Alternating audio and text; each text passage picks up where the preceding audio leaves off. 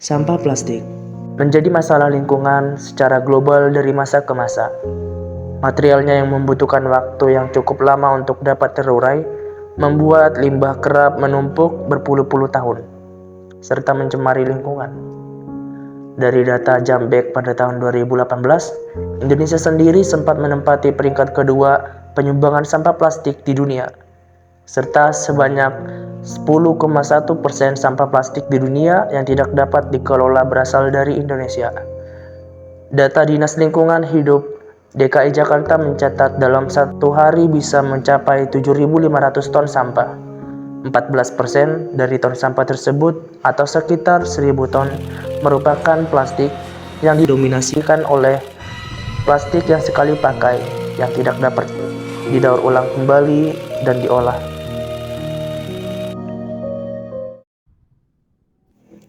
Maka dari itu, kami mendukung program dan usaha pelestarian lingkungan dengan memanfaatkan kembali dan mendaur ulang kembali sampah-sampah yang dapat digunakan lagi.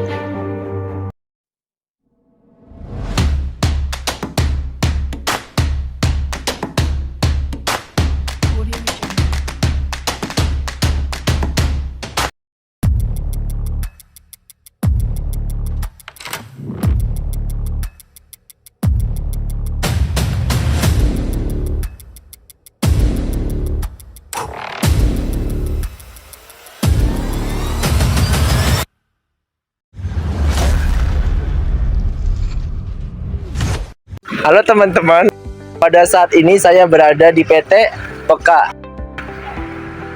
Di sini memproduksi suatu biji plastik yang terbuat dari daur ulang botol-botol, pemanfaatan botol, dirijen bekas, kayak dirijen oli dan lain-lain. Terima kasih teman-teman, mari kita masuk.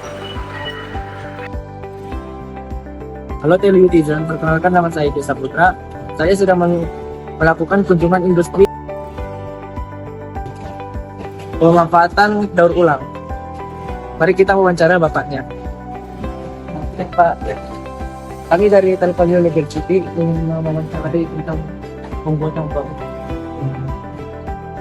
Jelaskan ya. Ini bahan baku namanya jenisnya ini HD. Jadi kita buat warna, nanti jenis produknya kita kompresor juga. Baru waring dari untuk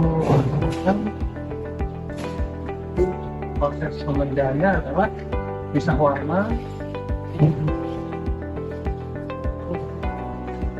bahan berikutnya. Mari kita ke bahan selanjutnya. Mari ikutin aktivitas kami hari ini.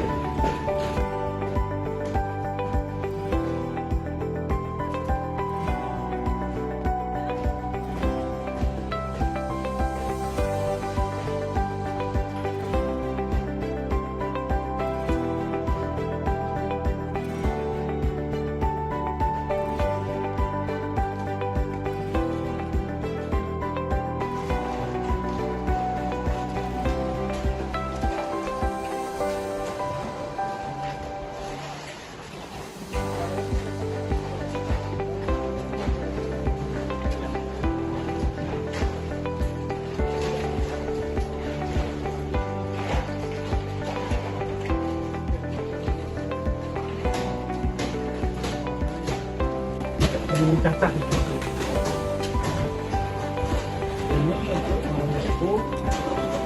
pot, ember, begitu ini. Apa? Ya, dia kembali lagi jadi panjang-panjang gitu lagi. Ini kan harus pisah nih. Oh, buat.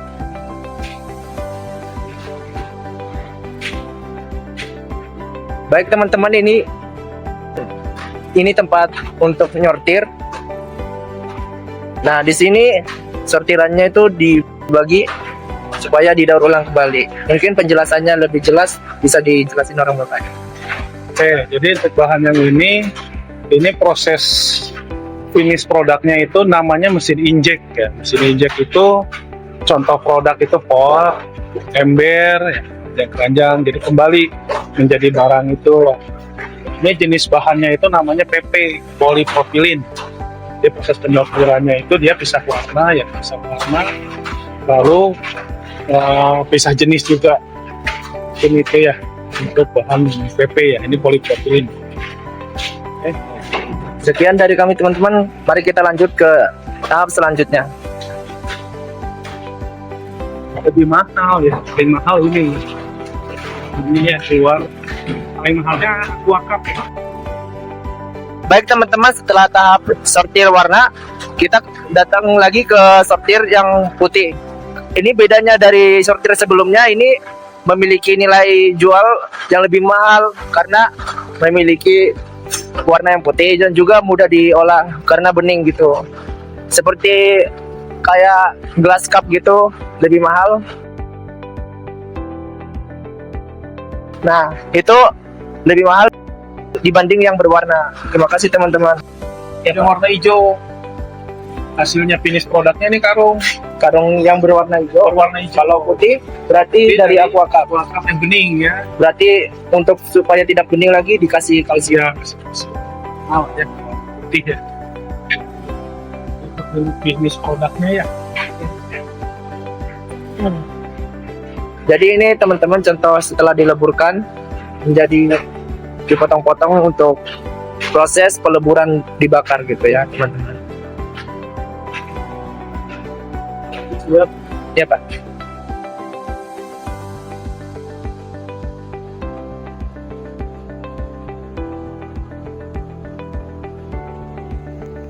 Setelah peluburan, plastik-plastik yang telah dipotong-potong masuk ke tahap pencucian. Tahap pencucian ini merupakan pemisahan zat-zat kimia dari plastik agar bahan-bahan kimia yang ada di dalam plastik dan juga bakteri-bakterinya dapat terpisah dari plastik tersebut. Apabila plastik tidak dicuci secara baik, maka akan menjadikan plastik itu lengket pada saat pengolahan tahap selanjutnya yang akan mengakibatkan kegagalan suatu proses.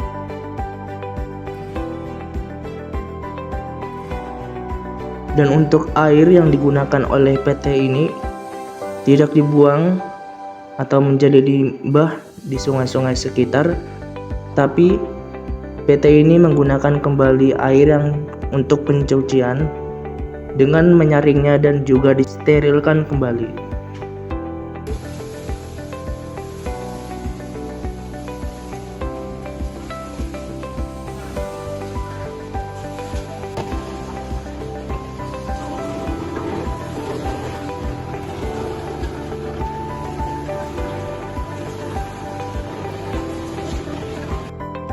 Ini tahap pencucian, nanti setelah itu dari ini ditembak ke atas.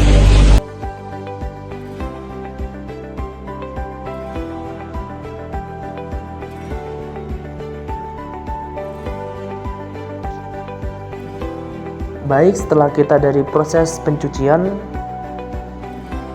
maka dari itu kita berpindah ke proses peleburan. Di proses peleburan ini, disinilah kita akan membentuk biji-biji plastik tersebut yang akan kita lelehkan di titik 250 derajat Celcius.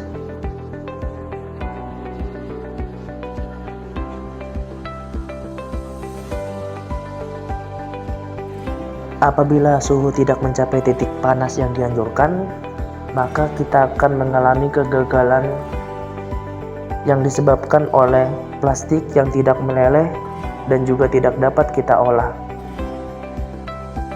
Nah, ada beberapa teknik pada proses peluburan ini. Tahap awal kita akan panaskan dan lelehkan plastik, dan juga ada penekanan plastik hingga menjadi lidi panjang yang akan kita dinginkan melalui genangan air, dan kita tarik untuk mesin potong menjadi butir-butiran plastik. Kemungkinan pencegahan kegagalan saat proses pembuatan biji plastik ini dapat kita lihat dari suhu panas yang kita pakai untuk membakar plastik. dan juga proses pencuciannya harus bersih. Juga pemotongan atau pencacahan harus dilakukan secara benar. Baik, pada saat ini kita di tahap pengemasan. Pada tahap pengemasan ini kita telah melihat proses pemotongan biji-biji plastik, dan juga pada pengemasan ini kita melihat hasilnya, yaitu kita akan membuat biji-biji plastik ini ke dalam karung yang per karungnya itu memiliki ukuran 25 kilo setiap ukuran karung yang akan kita jual ke customer. Dampak negatif dari sampah sendiri dapat teracu pada 3 aspek, yaitu dampak udara, terhadap laut, dan juga terhadap darat. Terhadap udara sendiri dapat mencemari kualitas udara dan bahkan dapat menjadikan oksigen yang memiliki racun. Apabila kita sering membakar sampah, maka itu akan sangat berdampak buruk. Dampak terhadap laut membuat kualitas air keruh dan minim air bersih, sehingga kualitas HP air yang sangat buruk yang dapat menjadi ancaman bagi kehidupan dalam air, yaitu secara tidak langsung kita membuang limbah-limbah dari proses produksi pabrik dan juga sampah-sampah botol yang dapat membuat makhluk hidup merasa terancam. Dampak terhadap darat yaitu dapat membuat lingkungan kotor dan juga menyebabkan penyakit secara cepat muncul, yang kemungkinan plastik dimakan oleh hewan ternak seperti sapi memakan sampah, karena sekarang tidak banyak rumput yang tumbuh akibat tanah yang gersang.